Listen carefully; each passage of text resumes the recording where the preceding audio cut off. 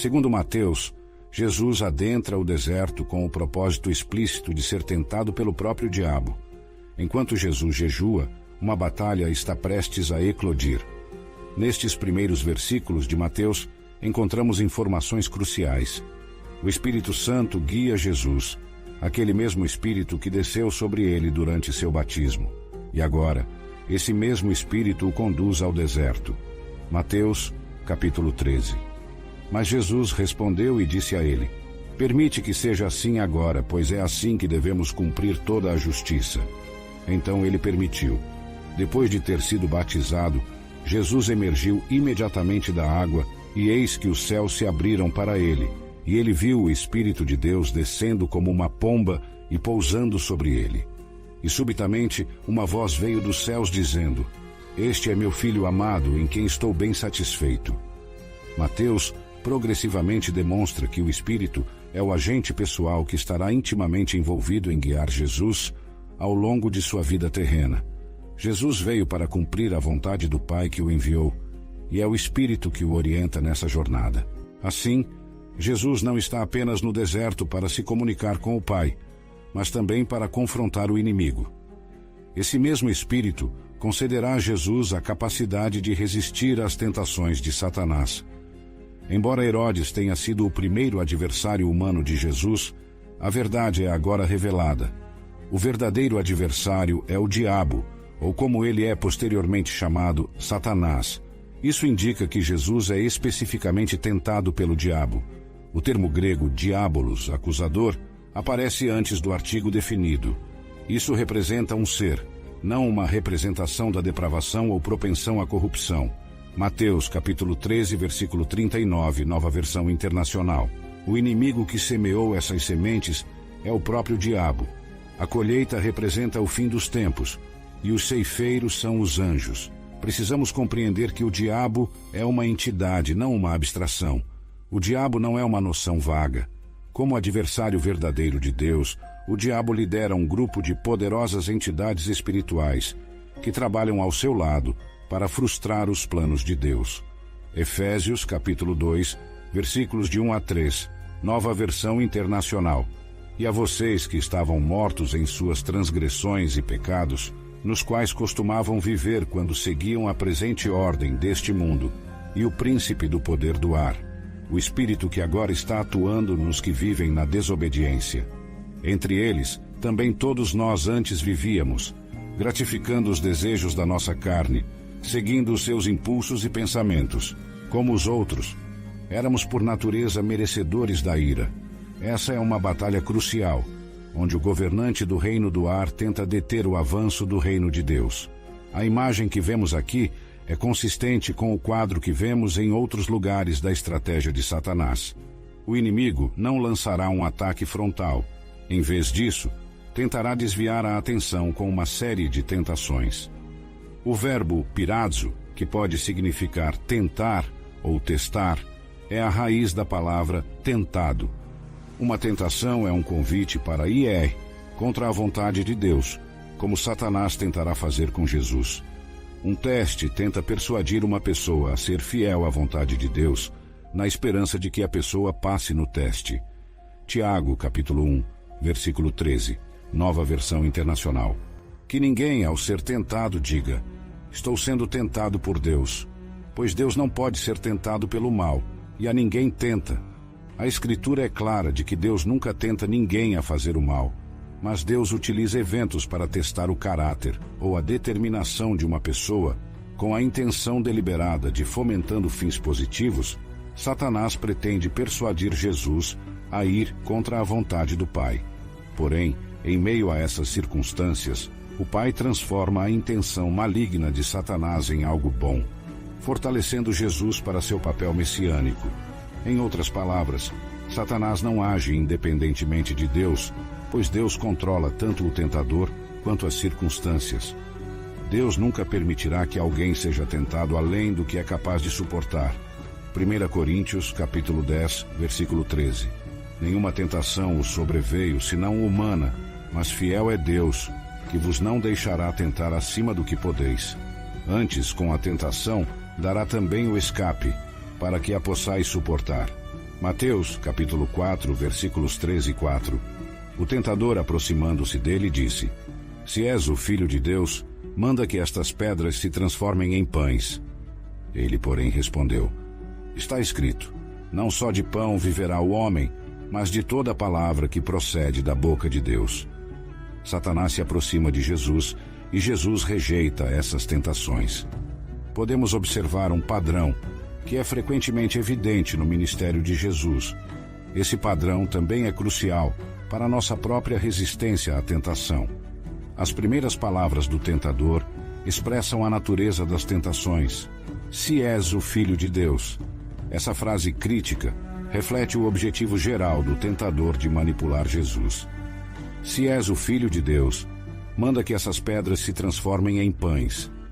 A voz do céu havia recentemente confirmado a identidade e o relacionamento de Jesus como meu filho, a quem eu amo.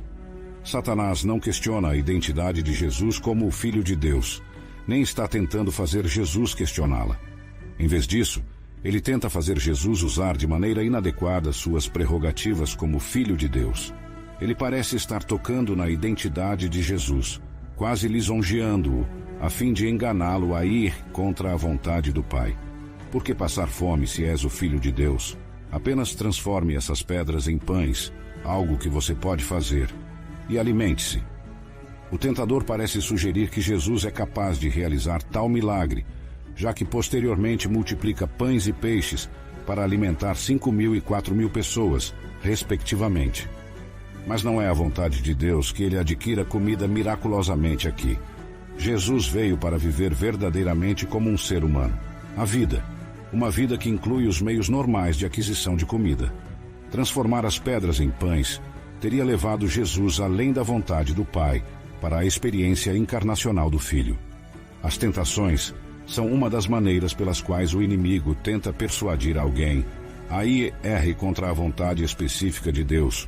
Como resultado, uma tentação nem sempre está tentando persuadir alguém a fazer algo intrinsecamente pecaminoso. Transformar pedras em pães não é intrinsecamente errado. No entanto, a vontade do Pai para o Filho nesse momento é que ele jejuasse em vez de comer. Portanto, transformar pedras em pães desviaria Jesus.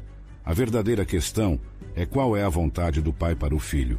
Jesus responde a Satanás citando Deuteronômio, mostrando a associação entre as tentações de Jesus e a experiência de Israel no deserto. Deuteronômio capítulo 8, versículo 2, Nova Versão Internacional. Lembrem-se de como o Senhor, o seu Deus, os conduziu por 40 anos no deserto para humilhá-los e testá-los, a fim de conhecer suas intenções, se iriam obedecer aos seus mandamentos ou não. No versículo 2 de Deuteronômio 8, Moisés lembrou aos israelitas que Deus os havia guiado pelo deserto por 40 anos para humilhá-los e testá-los. Fome e a provisão miraculosa de maná por Deus foram 2 dos testes. Esse teste foi projetado para ensiná-los que o ser humano não vive apenas de pão, mas de cada palavra que sai da boca de Deus. Deuteronômio, capítulo 8, versículo 3, Nova Versão Internacional. Ele te humilhou, deixando-te passar fome, e depois alimentando-te com maná, que nem tu nem teus antepassados conheciam, para mostrar-te que o ser humano não vive só de pão, mas de toda palavra que sai da boca do Senhor. Essa é a lição que Jesus está citando em resposta à tentação de Satanás. Israel deveria ter confiado nas palavras de Deus, de que ele proveria para eles, mesmo estando em uma área sem meios óbvios de alimentar tantas pessoas. Se era a vontade de Deus que eles estivessem ali, eles tinham que acreditar nele quando ele disse que cuidaria deles. A primeira tentação tenta atingir o cerne da fé pessoal de Jesus na liderança do Pai. Mesmo que suas circunstâncias atuais pareçam contradizer a voz que proclama seu status como Filho de Deus, a quem o Pai verdadeiramente ama. Jesus mantém que a essência da vida é confiar na palavra de Deus.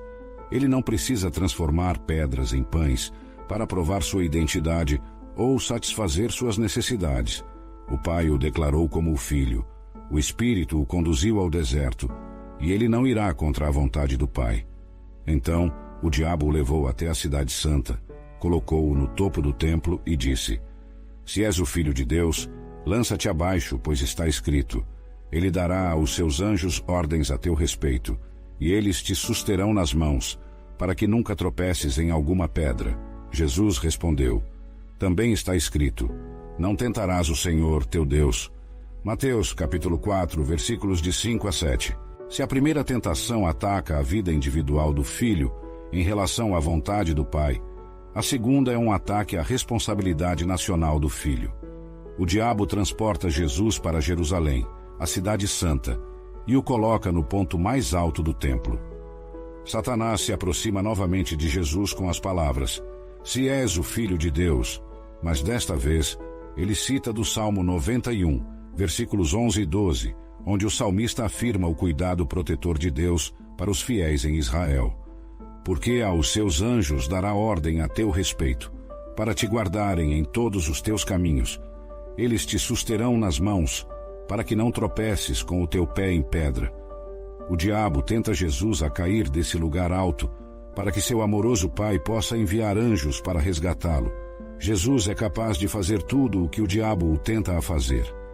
Mais tarde, em Mateus, pouco antes de sua prisão e crucificação, Jesus diz que, se quisesse, poderia pedir a seu Pai para enviar mais de 12 legiões de anjos para resgatá-lo. Mateus, capítulo 4, versículo 7, Nova Versão Internacional. Jesus lhe disse: Também está escrito: Não tentarás o Senhor, teu Deus. Primeiro, Satanás está tentando colocar Jesus em perigo.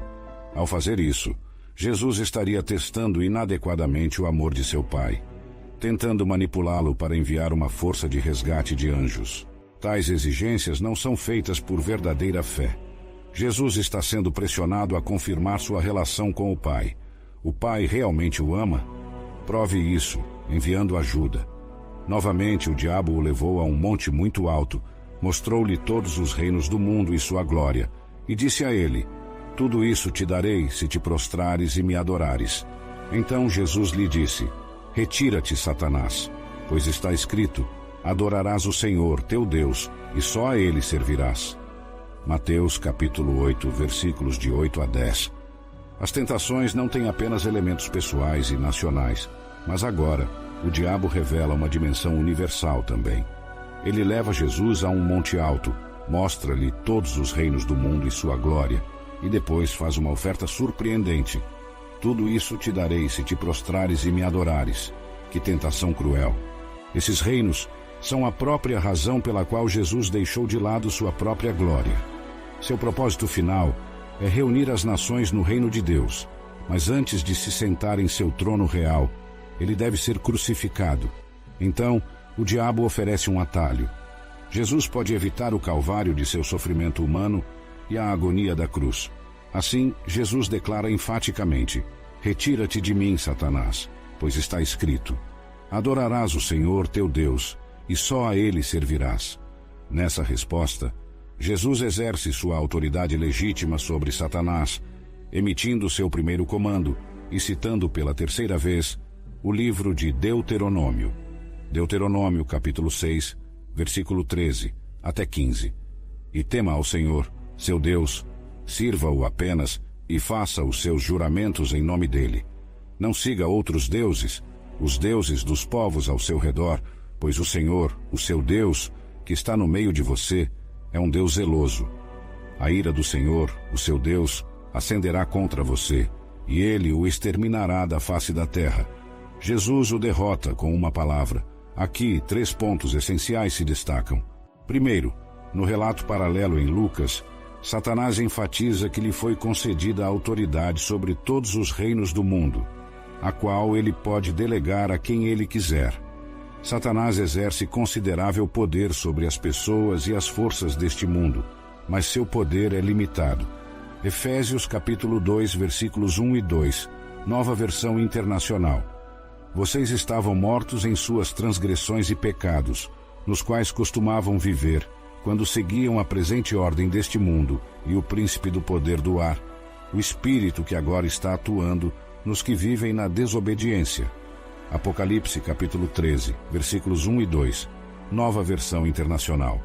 Então eu vi emergir do mar uma besta que tinha 10 chifres e 7 cabeças, com uma coroa em cada chifre e um nome de blasfêmia nas cabeças. A besta que vi se parecia com um leopardo, mas tinha pés como os de urso e boca como a de leão. O dragão lhe deu seu poder, seu trono e grande autoridade. Sua oferta a Jesus indica sua própria autodecepção diabólica. Seu fim está próximo, mas ele continua lutando, acreditando que pode desviar a atenção daquele que vem para pôr fim ao seu poder. Segundo, porque as tentações envolvem a distorção da realidade, o remédio é encontrado na verdade das Escrituras. Finalmente, somente o Pai é digno de adoração. A exigência de Satanás para que Jesus o adorasse revela seu objetivo geral e é a essência do pecado. O pecado deseja rejeitar a vontade de Deus e seguir o próprio caminho, retratando-se como o Deus de sua própria vida. Satanás aspira a ser o substituto de Deus. Mateus capítulo 8, versículo 11. E eu vos digo que muitos virão do Oriente e do Ocidente e assentar-se-ão à mesa, com Abraão, Isaque e Jacó no reino dos céus. Então o diabo o deixou, e eis que anjos vieram e o serviram. O comentário final de Mateus sobre a história da tentação fornece uma conclusão reconfortante, ao mesmo tempo em que oferece uma visão do panorama mais amplo por trás do conflito de Jesus com Satanás. Então, o diabo o deixou foi o resultado imediato da repreensão de Jesus a Satanás. Embora esta seja apenas o primeiro de muitos ataques a Jesus ao longo de seu ministério, ela estabelece o tom para sua batalha e toda a guerra espiritual. Quaisquer que sejam as circunstâncias ou tentações, Jesus deve permanecer focado na vontade do Pai, resistindo ao assalto do diabo, ao se firmar na verdade de Deus, fazendo com que Satanás fuja. Mateus diz: "E eis que anjos vieram e o serviram." Este comentário indica a importância cósmica da cena que acabou de ocorrer. O Filho começou a invasão do domínio de Satanás. Vemos em Hebreus capítulo 1, versículo 6. E novamente, quando introduz o primogênito no mundo, diz: "E todos os anjos de Deus o adorem." Essa é uma vitória significativa na batalha cósmica e, em última análise, resultará na derrota de todo o mal e no estabelecimento do reinado de Deus em todo o universo. A importância é reconhecida em todo o céu, e os anjos servem o Filho que agora está avançando o reino, logo após seu batismo por João. O Espírito Santo conduziu Jesus ao deserto, lembrando-nos de que parte de sua preparação para o ministério veio de uma experiência no deserto. Uma experiência no deserto quase sempre é citada como parte da preparação de liderança de um líder de qualidade. O diabo tentou Jesus no deserto por 40 dias para ver o que ele abriria mão e como confiaria em Deus para prover. As 3 tentações de Jesus correspondem a 3 tentações que os líderes enfrentam hoje. Primeiro, a tentação de ser autossuficiente, mesmo com necessidades legítimas. Jesus não se tornou controlador, ele tinha fé em Deus. Segundo, a tentação de ser espetacular. Jesus recusou ser um artista surpreendente, ele não realizou ações para se tornar famoso. Terceiro, a tentação de ser poderoso. Jesus não aceitou atalhos para obter poder ou adoração. Como você lida com as tentações da liderança? Examine a estratégia de Jesus para lidar com as tentações comuns de necessidades legítimas, habilidades e fama. Jesus é nosso modelo para vencer a tentação.